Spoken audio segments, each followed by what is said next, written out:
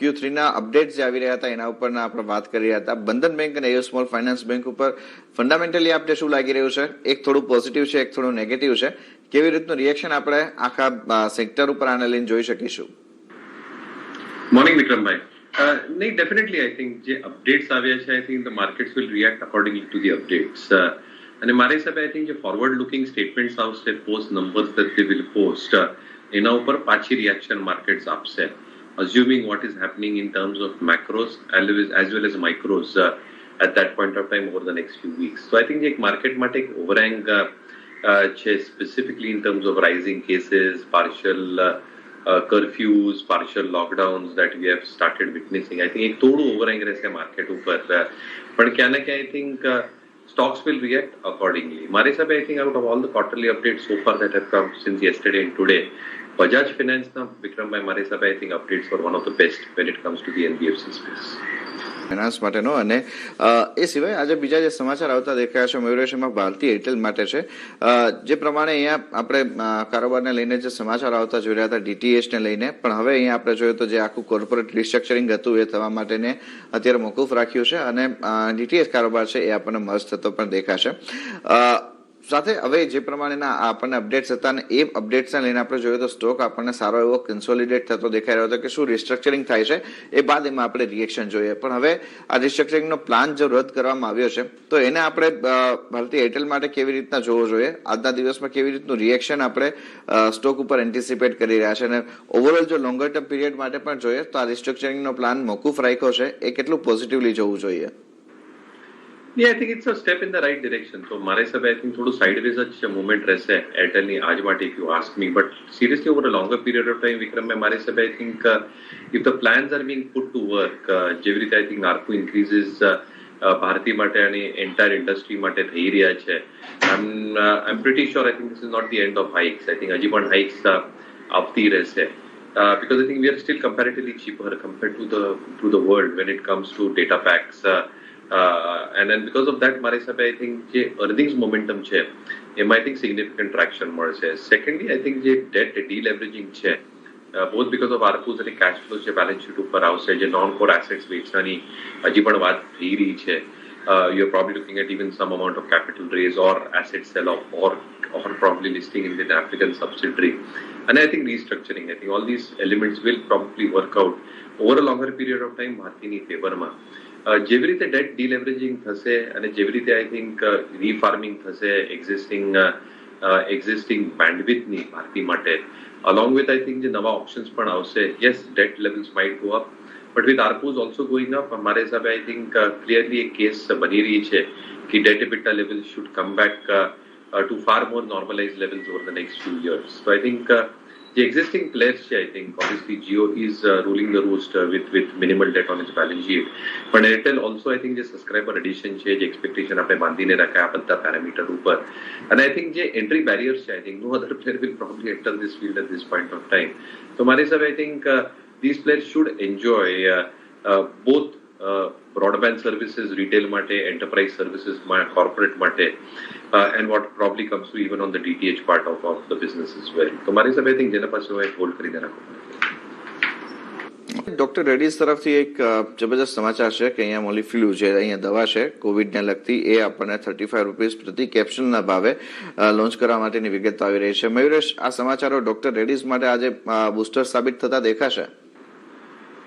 Sentimental positive છે અને મારા હિસાબે આઈ થિંક જેવી રીતે ડ્રગ લોન્ચીસ થઈ રહ્યા છે, obviously they are going to benefit significantly. જે PSI નો સેગમેન્ટ છે apart from these drug launches, I think એક બહુ important element છે because I think that segment turning around and consistently showing performance will aid re-rating for the stock. But yes, sentimentally તમે કહો છો તો yes, positive news છે doctor.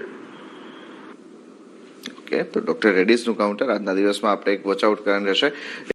મીનટાઈમ માર્કેટના આપણે જે એન્ટિસિપેશન કરી રહ્યા હતા એ પ્રમાણેના શરૂઆત માટેના કોઈ ટ્રિગર્સ નથી દેખાઈ રહ્યા. ઘટાડા માટેના ભલે SCX તરફથી સંકેતો હતા પણ માર્કેટ કોઈ પ્રકારના ઘટાડાના મૂડમાં નથી દેખાઈ રહ્યું. આજના દિવસના આઈટી સ્ટોક્સમાં થોડા પ્રોફિટ ટેકિંગ તરફના મૂડ દેખાઈ રહ્યા છે અને રિઝલ્ટ સિઝનની શરૂઆત સાથે આપણે જોઈશું કે અહીંયા આપણને આગામી સપ્તાહે એના પરિણામો પણ આવતા દેખાશે. પહેલા જો લાર્જ કેપના ફ્રન્ટ ઉપરથી એક વખત નજર કરીએ તો મયુરેશ, ઇન્ફોસિસ અને TCS આ બંનેના ફ્રન્ટ ઉપર અને વિપ્રો આ ત્રણેયના પરિણામો એક દિવસ એક સાથે આવવાના છે. કોઈ વ્યૂ બને છે આપનો આ પરિણામોને લઈને એન્ટિસિપેશન માટે થઈને કોઈ આ ત્રણેય સ્ટોક ઉપર? આઈ થિંક જે અર્નિંગ્સ મોમેન્ટમ છે અને જે મેનેજમેન્ટ કોમેન્ટ્રીઝ હતી અને એક્સેન્ચ્યોરનો જે આઈ થિંક એક ગાઈડન્સ આવેલો ક્યાં ને ક્યાં આઈ થિંક જે રેવન્યુ ગ્રોથ છે કોન્સ્ટન્ટ કરન્સી અને ડોલર ટર્મ્સમાં that should remain very very stable. કારણ કોસ્ટ ઓપ્ટિમાઇઝેશન થયું છે ઘણી બધી બેલેન્સ શીટ્સ ઉપર. EBIT margin should also remain very very strong for these companies. એક પાસું એ છે વિક્રમભાઈ કે આઈ થિંક આ ક્વાર્ટરમાં આઈ થિંક ફરલોક્સ છે એટલે જે ક્રિસમસનો હોલિડેઝ હોય and number of working days reduce થાય એના કારણે I think the overall revenue pie will come down but I think the market knows about that. પણ ક્યાં ને ક્યાં આઈ થિંક જે આઉટલુક છે in terms of order wins જે ડિજિટલાઇઝેશનનો એક પ્રોસેસ ટ્રાન્ઝિશનમાં ચાલી રહ્યો છે અક્રોસ ધ ગ્લોબ. એ કઈ પણ સેક્ટર હોય, BFSI હોય, ઇન્સ્યોરન્સ હોય, મેન્યુફેક્ચરિંગ હોય, રિટેલ હોય, ક્યાં ને ક્યાં I think that is going to add order flow significantly with better stable margins અને આઈ થિંક જે કેપિટલ એલોકેશન છે, જે ડિવિડન્ડ પેઆઉટ્સ છે, I think that remains very, very strong as well. So I think I'm expecting strong commentary from the IT companies as well, large caps or mid caps. This sector should remain in focus as I've always maintained. And inflation hedge કરીને પણ આ sector ઉભરીને આવે તો જેના પાસે છે hold કરો. Post numbers, I think we will have a look on how management commentaries are. And I think if they are posing or expecting that the growth will continue to remain at a very, very healthy pace compared to the earnings momentum, મારા હિસાબે પછી fresh entry થઈ શકે. પણ ત્યાર સુધી I think definitely hold કરીને રાખી શકાય બધા companies.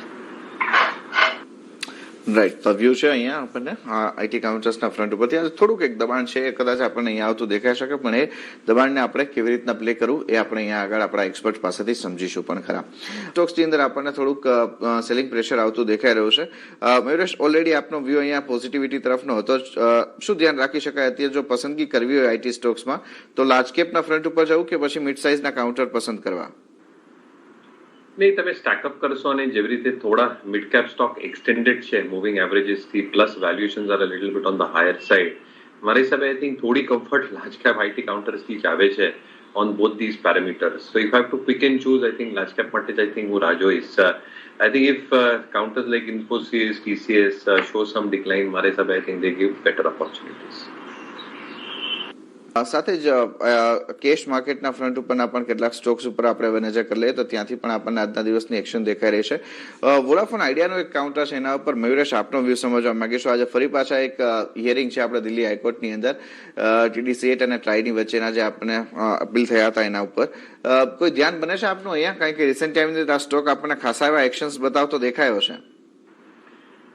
નહીં, આઈ થિંક બહુ ન્યૂઝ ફ્લો છે વિક્રમભાઈ આ કાઉન્ટર સાથે. આઈ થિંક NCDની રીપેમેન્ટ છે, કોર્ટના ઓર્ડર્સ છે, રીપેમેન્ટ છે, સ્પેક્ટ્રમ ઓપ્શન્સ છે, કોર્પોરેટ ગેરંટીઝ છે. તો I think as these news elements come through અને જેવી રીતે આ કોર્પોરેટ ડેટ્સ નજીક આવે I think the stock reacts accordingly. તો મારી હિસાબે I think I will classify this stock classically as a trading stock. I think તો ટ્રેડિંગના હિસાબે આ સ્ટોકને જો I think fundamentally I think there is still something.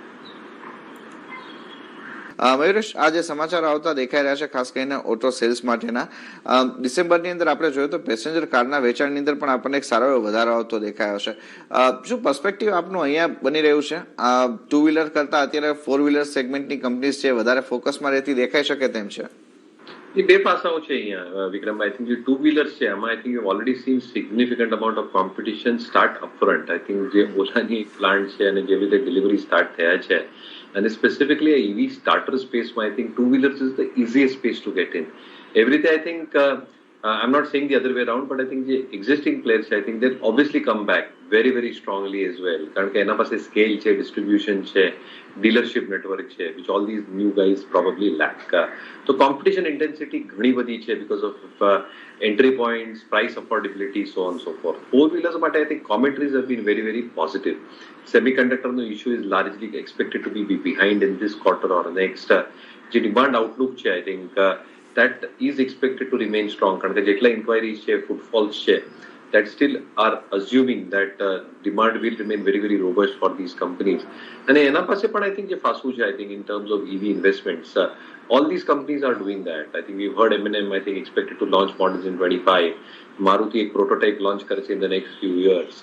Tata Motors is working very very aggressively. તો ઘણા બધા players I think આ સ્પેસમાં સ્પેસિફિકલી ધી એક્ઝિસ્ટિંગ પ્લેયર્સ, કારણ કે એન્ટ્રી બેરિયર્સ બહુ હ્યુજ છે, will come out with their models over the next few years. થોડી balance sheet ઉપર cash flows માં problem definitely થશે. But a transition phase માં I think જેવી રીતે new models આવશે, જે price points ઉપર નવા models આવશે, because it has to be affordable across price ranges. And એના કારણે I think all these existing players are not only going to survive, but do exceedingly well in this EV ecosystem as well. So મારી હિસાબે I think yes, four-wheelers compared to two-wheelers. But on top of that, I think if you're planning to play this, I think entire EV transition, I think auto ancillaries ઉપર તમે ધ્યાન રાખો. Because I think auto ancillaries are the ones who are transiting first. જેવી રીતે તમે I think prototype બનાવશો, auto ancillaries are going to play a huge role for this entire EV transition. So I think પહેલું stack મારું auto ancillaries રહેશે towards EVs. Companies like Minda Industries as an example, Sona BLW as an example, FIAM Industries as an example.